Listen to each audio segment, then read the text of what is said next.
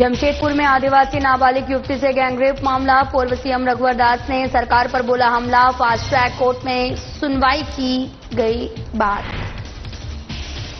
SC/ST की आर्थिक स्थिति पर चिंता। मंत्री राधा कृष्ण किशोर ने जताई चिंता। आर्थिक स्थिति को लेकर 11 जून को रांची में होगी अहम बैठक। राहुल गांधी का बिहार चुनाव फिक्स वाला बयान। राहुल गांधी के बयान पर चिराग पासवान ने दी प्रतिक्रिया। कहा राहुल गांधी ने स्वीकार कर ली हार।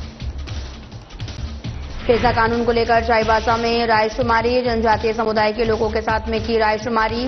मंत्री दीपिका पांडे ने लोगों की रायशुमारी। धनबाद में धरने पर बैठे सांसद चंद्र प्रकाश चौधरी। सैकड़ों समर्थकों के साथ धरने पर बैठे सांसद। BCCL प्रबंधन और आउटसोर्सिंग कंपनी के खिलाफ जताई नाराजगी। नमस्कार, मैं हूं आपके साथ अंकिता पाल। बुलेटिन की शुरुआत करते हैं। आदिवासी नाबालिग युवती से गैंगरेप पर पूर्व सीएम रघुवर दास ने सरकार पर हमला बोला है। रघुवर दास ने कहा कि झारखंड एक बार फिर से शर्मसार हुआ है। मुख्यमंत्री हेमंत सोरेन के गृह विधानसभा बरहेट में नाबालिग आदिवासी लड़की के साथ सामूहिक दुष्कर्म की दिल दहला देने वाली घटना सामने आई। वहीं सरकार की चुप्पी पर रघुवर दास ने सवाल खड़े किए हैं और कहा कि मामले की फास्ट ट्रैक कोर्ट में सुनवाई हो और दोषियों को कठोर सजा दी जाए।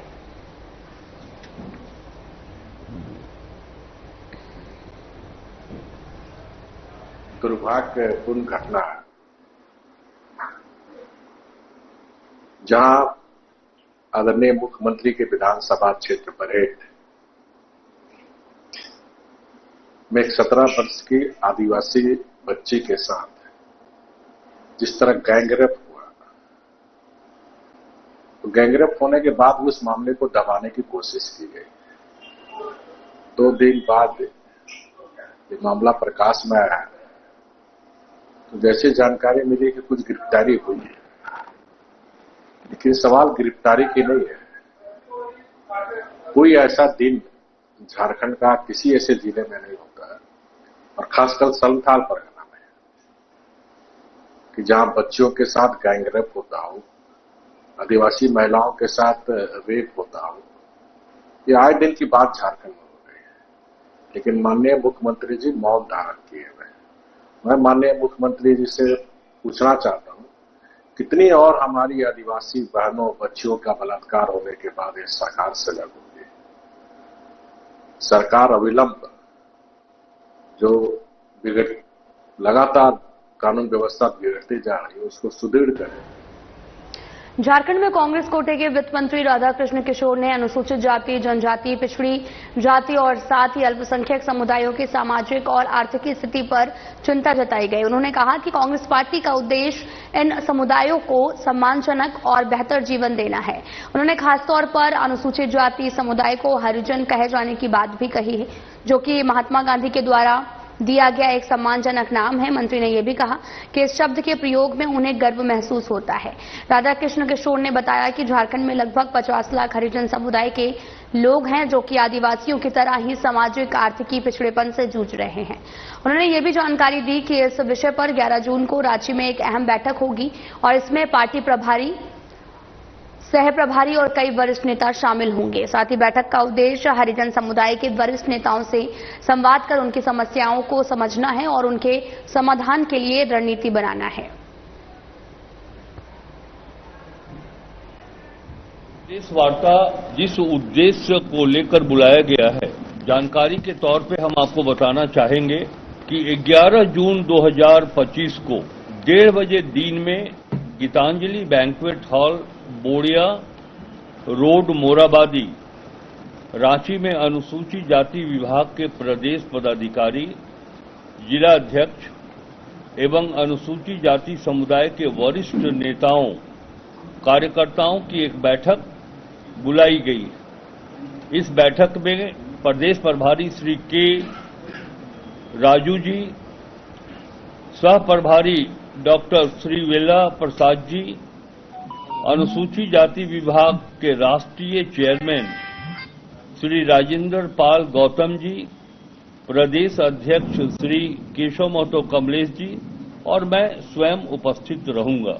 जानकारी के तौर पे ये भी बताना आवश्यक हो जाता है कि अखिल भारतीय कांग्रेस कमेटी अनुसूचित जाति विभाग के चेयरमैन मान्यवर श्री राजेंद्र पॉल गौतम जी 11 जून 2025 यानी कि कल 9:30 बजे बिरसा मुंडा परसों, क्षमा करिएगा, परसों 2025 को पूर्वाह्न 9:30 बजे बिरसा मुंडा एयरपोर्ट रांची में वो उनका आगमन होने जा रहा है। कांग्रेस जनों की ओर से उनका भव्य स्वागत किया जाएगा। ये सूचना आप तक पहुंचानी है और इस उद्देश्य से आपको हम सबों ने आमंत्रित किया है। राहुल गांधी के बिहार चुनाव फिक्स वाले बयान पर केंद्रीय मंत्री चिराग पासवान ने प्रतिक्रिया दी है। उन्होंने कहा कि राहुल गांधी का बयान दर्शाता है कि उन्होंने बिहार विधानसभा चुनाव में अपनी हार स्वीकार कर ली है। साथ ही चिराग पासवान ने क्या कुछ कहा, आपको सुनाते हैं।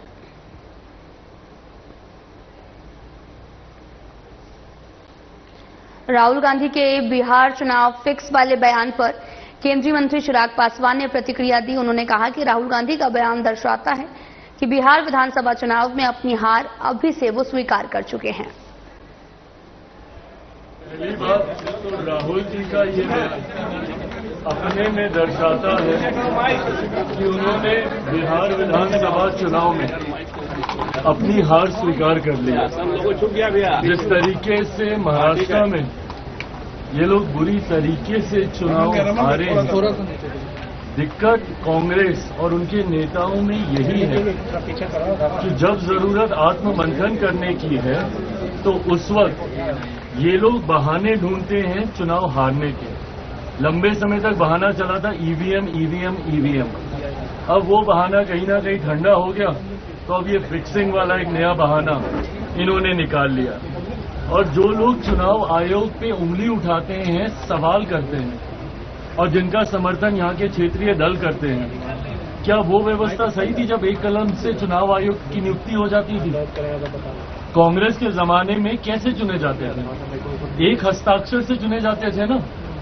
आज तो फिर भी ये व्यवस्था बना दी है कि जब तक विपक्ष के दल की सहमति, रजामंदी नहीं होगी, एक कमेटी का गठन कर दिया गया जिसमें एलओपी की भी भूमिका है, उसके बाद इनकी नियुक्ति होती है।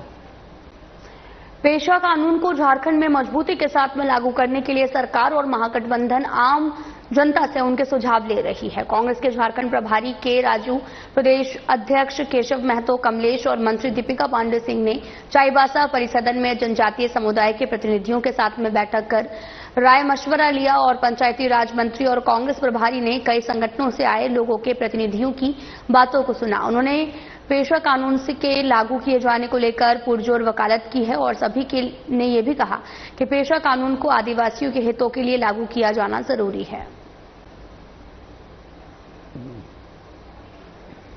झारखंड का जेएमएम अलायंस गवर्नमेंट पेशा रूल्स लागू करने के लिए बहुत महत्वपूर्ण कदम उठाया।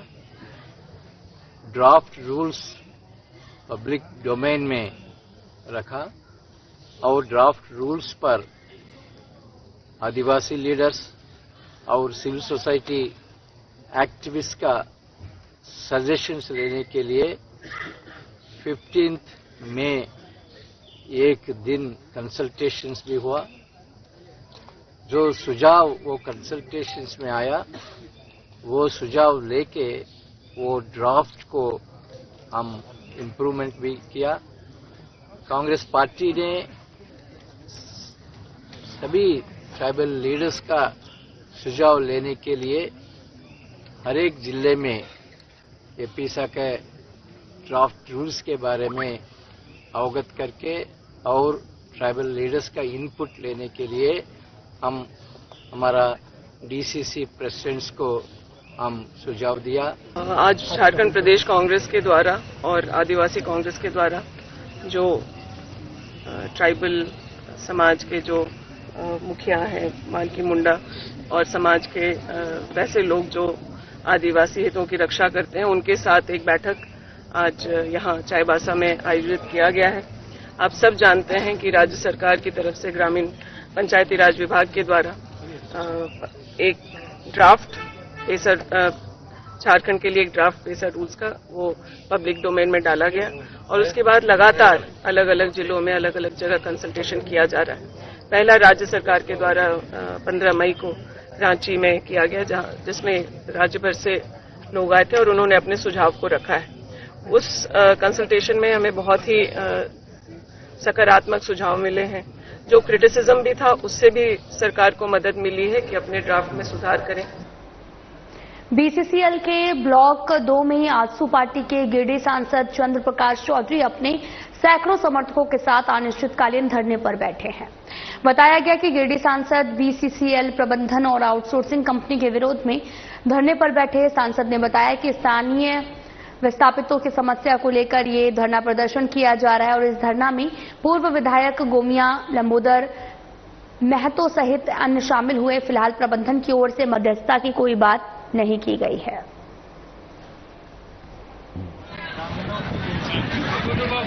आप जाके देखेंगे ना, वहाँ जाने का रास्ता तक नहीं, लोगों को पीने का पानी तक नहीं, और इसी रास्ता से जहाँ बड़ी बड़ी मशीनें चलती है उसी रास्ता से ग्रामीण लोग जाते हैं। जो आज कई बार बड़ी दुर्घटना हो चुकी है, कई जानवर आग लगा हुआ है और उसके ऊपर जानवर जाते हैं तो जानवर मर रहा है। वहाँ के गांव के लोग ऊपर में गांव बसा हुआ है, वहाँ के लोग इस प्रकार जहरीली गैस से ग्रसित है कि अब लोग बीमार भी पड़ रहे हैं।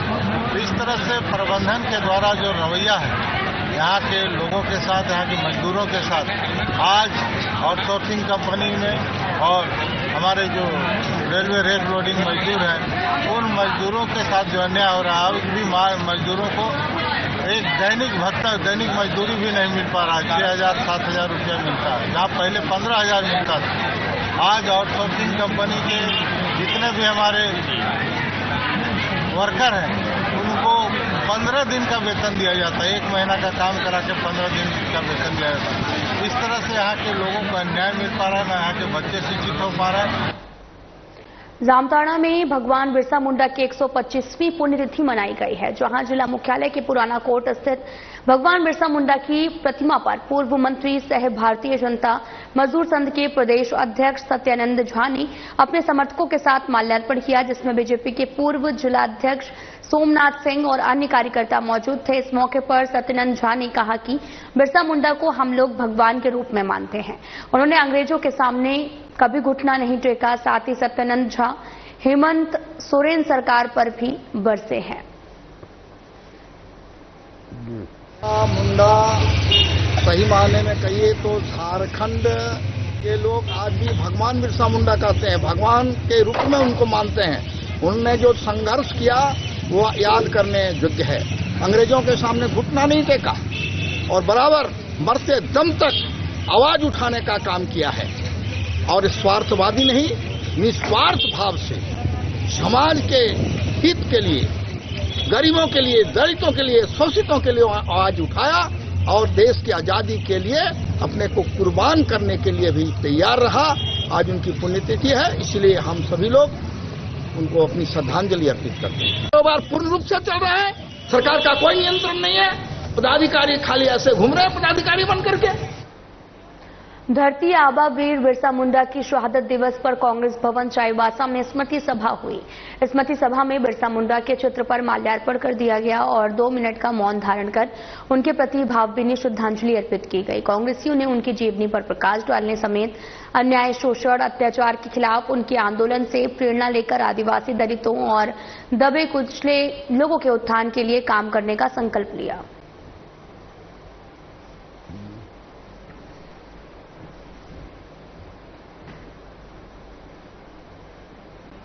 छऊ नृत्य एवं भगवान भोलेनाथ की आराधना का महासंगम जमशेदपुर के हल्दी पोखर में देखने को मिला है, जहां पर भोलेनाथ की पूजा अर्चना के साथ में लोगों ने कला संस्कृति का भव्य प्रदर्शन किया और साथ ही पोटका के कई गांव में इन दिनों छऊ नृत्य का आयोजन किया जा रहा है और इसी के साथ में हल्दी पोखर में भी छऊ नृत्य का आयोजन किया गया है, जिसमें प्राचीन सभ्यता संस्कृति की झलक देखने को मिली है। इस दौरान रामायण, महाभारत, कृष्ण लीला, शिव महापुराण जैसे महत्वपूर्ण धार्मिक ग्रंथों के अंश को लेकर छऊ नृत्य का आयोजन किया गया है।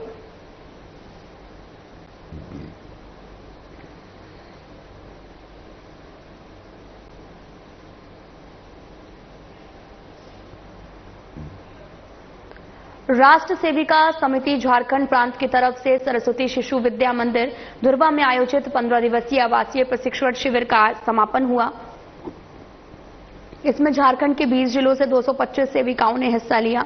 शिविर का उद्देश्य युवतियों में अनुशासन, शारीरिक सुदृढ़ता और राष्ट्रभक्ति, सांस्कृतिक मूल्यों का विकास करना था। समारोह की मुख्य वक्ता अखिल भारतीय सह कार्यवाहिका चित्रा ताही जोशी रही। उन्होंने अपने संबोधन में कहा कि भारत माता हमारी प्राण शक्ति है, हमारी भौतिक, बौद्धिक और आध्यात्मिक आवश्यकताओं की पूर्ति स्वयं करती हैं।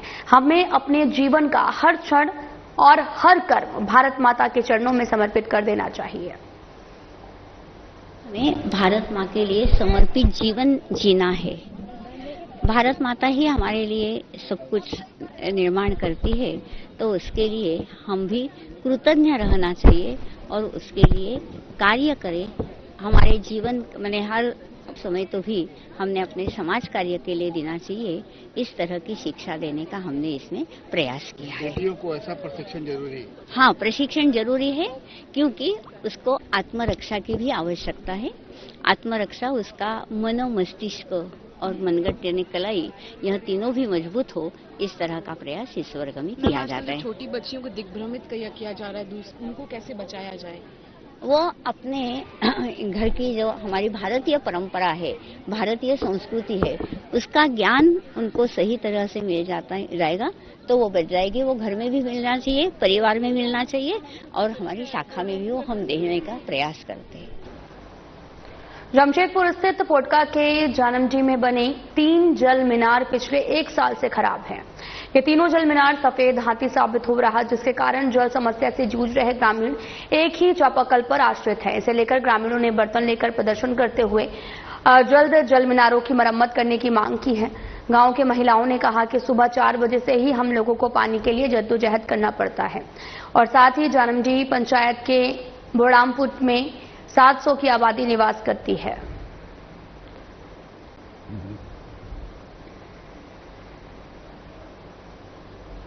जल उपयोग करते हैं या जितना भी है चापाकल या जल पूरा स्वादिष्ट नहीं है। यहाँ का जो चापाकल है कोरकुली का जो हमारा गिरस्तन मुर्मू का घर के सामने उसे स्वादिष्ट है, इसीलिए बाहर का भी आदमी आते हैं तो यहाँ का 1 बोतल होने से भी पानी लेके जाते हैं। और 1 साल से ये चापाकल खराब है। हम लोग मुखिया को भी रेगुलर देते हैं, 2 महीना 3 महीना के बाद 3 एप्लीकेशन, विधायक को भी दिए हैं, 1 साल हो गया। अभी भी कोई इसके लिए ना बनाने के लिए आते हैं ना देखने के लिए आते हैं। इसके लिए कोई सुनवाई नहीं होता है। हम लोग विभाग तक नहीं गया है, प्रखंड तक नहीं गए हैं। हम लोग का कभी बहुत कम पड़ जाता है, लेकिन हम लोग सोचते हैं कि यही जो हम लोग का लोकल विधायक और प्रतिनिधि जो मुखिया, यही लोग से काम बनेगा। हम जनमडी पंचायत के अंतर्गत बड़ामपुर गांव से बोल रही हूँ। हमारे यहाँ जल मीनार बन के हो गया है 3-4 साल। वैसे तो 5 साल का गारंटी दिया था जल मीनार बना के, तो 5 साल हुआ भी नहीं है, 2 साल के अंदर ही खराब हो गया है। तो एक बार रिपेयरिंग हुआ था, रिपेयरिंग होके भी फिर खराब हो गया है। पानी कुछ उठता है फिर बंद हो जाता है। तो हम लोग मुखिया को भी दिए थे, 3-4 बार दिए हैं, दे चुके हैं, तो वो भी अभी तक कुछ किए नहीं है ना हुआ है। लेकिन 1 साल से ज्यादा हो गया, एला जल मीनार खराब है। जैसे कि सुबह बच्चे स्कूल जाते हैं, उसमें भी बहुत दिक्कत होता है, क्योंकि जल का तो सुबह से ही उपयोग होता है। फिर हम लोग को यहाँ पे लाइन लगना पड़ता है, ठीक है, जल लेने के लिए। क्योंकि देखिए यहाँ पे जितना परिवार है सब कोई यहीं पे आते हैं जल लेने के लिए। तो इसका हम लोग मुखिया को भी दिए थे पहले ये के लिए, रिपेयरिंग के लिए, लेकिन कुछ हुआ नहीं अभी तक, ठीक है। और विधायक को भी दे दिए थे हम लोग, अभी तक कुछ इसका सुविधा हम लोग को मिला नहीं है। तो झारखंड सरकार के शराब नीति के खिलाफ बिरसा सेना ने जमशेदपुर उपायुक्त कार्यालय के समक्ष 1 दिवसीय धरना प्रदर्शन किया है और इसके माध्यम से बिरसा सेन ने सरकार को आगाह करते हुए कहा कि सरकार शहर में तो शराब बेच रही थी, अब गांव में भी शराब बेचकर लोगों की शराबी बनाना चाहती है, जिसका बिरसा सेना सहित तमाम आदिवासी संगठन विरोध कर रहे हैं।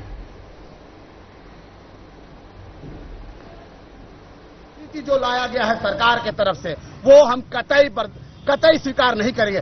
आप ग्रामीण क्षेत्रों में सरकार का शराब का ठेका खोल के क्या साबित करना चाहते हैं? इतना हमारे लोगों को शराब में ही डुबो डुबो के सारा जमीन को लूटा गया और आज वही शराब नीति लाके आप वहां पे ठेका चलाना चाहते हैं। आप क्यों नहीं लाते शिक्षा नीति? आप क्यों नहीं लाते रोजगार नीति? ये कहीं ना कहीं आपकी कमजोरी है और आपकी विफलता है। और हमारा जो तीसरा मांग है जिसमें हमारा JPRA1 जो हम कतई बर्दाश्त नहीं करेंगे, झारखंड पंचायती राज अधिनियम नहीं हम स्वीकार करेंगे। हम पैसा को मानते हैं। हम 1997 में जो लागू हुआ है उस पैसा को मानेंगे, जो हमारा रूढ़ी प्रथा, जो हमारा ग्राम सभा से संबंधित होगा। हम कहते हैं कि अब दिसुम अब राज और गांव में हमारा राज, तो ये राज हमको चाहिए। हमें नहीं चाहिए यहाँ पे कोई भी नगर निगम या किसी तरह का पंचायती राज नहीं चाहिए।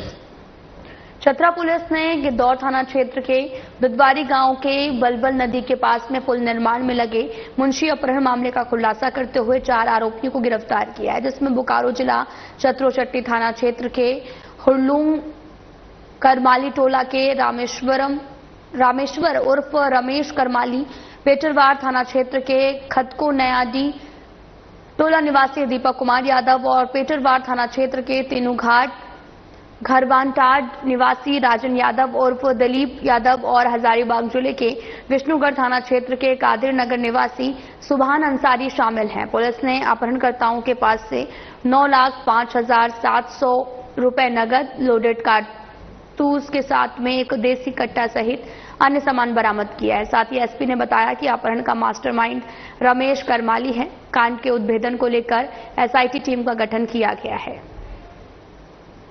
2025 इसमें एक सूचना पुलिस को प्राप्त हुई थी कि एक पुल का निर्माण किया जा रहा है। उस पुल के निर्माण के मुंशी धर्मेंद्र कुमार गुप्ता की अपराध कर्मियों के द्वारा, अज्ञात अपराध कर्मियों के द्वारा उनका किडनैपिंग हो गया है।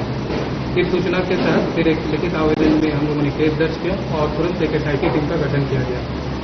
SIT टीम SDPO सिमरिया के नेतृत्व में SIT टीम ने काफी अच्छा कार्य किया है और सभी ने मिलकर लगातार छापामारी किया और छापामारी के क्रम में इस घटना में उपयुक्त 9,05,700 रुपए को बरामद भी किया गया है और साथ ही साथ इस घटनाक्रम में 4 अभियुक्तों को गिरफ्तार किया गया है।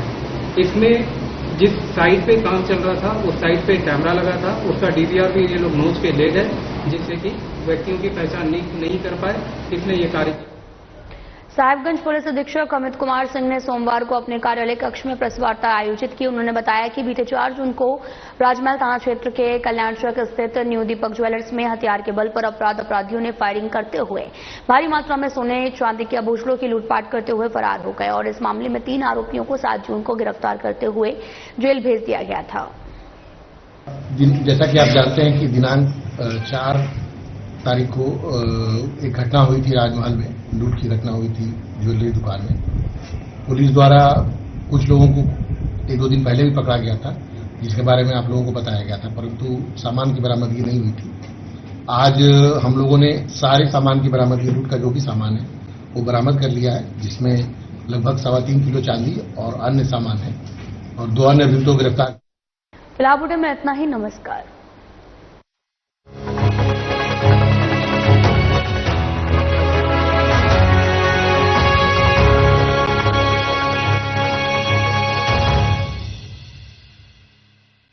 नमस्कार दोस्तों, क्या आप सोच